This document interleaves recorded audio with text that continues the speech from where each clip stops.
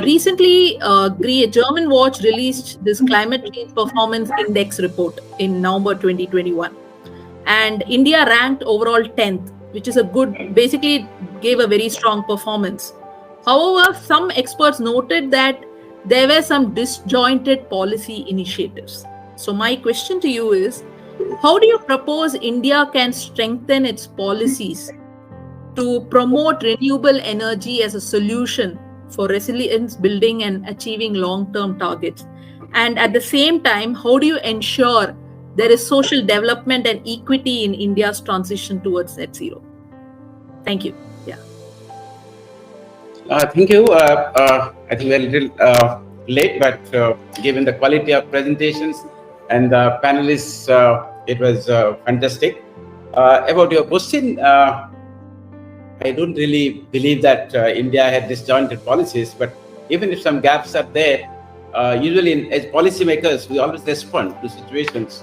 Now, if India has to make policy, as KK mentioned, that in one side, India has to phase down or phase out, in the other side, Europe can get from Ukraine all the fossil fuel. These are contradictory compulsions. So if these are the stimulus against which India makes policies, they have to be a little disjointed. But overall, India has a very high consistent policy, and given that Prime Minister Modi's announcement of 175 gigawatt and then 500 gigawatt, you think everything is coming around net zero. Yes, there are some contradictions given a country of India's size. Look at traditionally how power energy flows in India. It comes from the coal belt to the west and south. Now, given the renewable energy, it has to flow from west and south to the east. So, and these are massive, projects, massive, compulsions that the country has to face.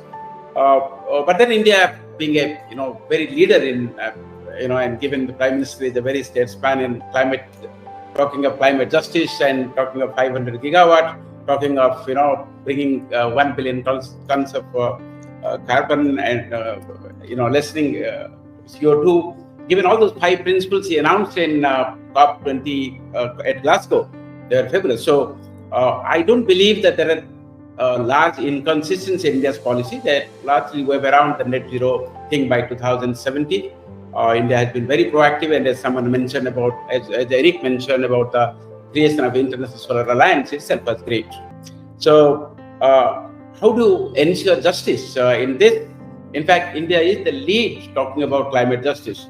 It is climate justice not only in the world, it's also inside India.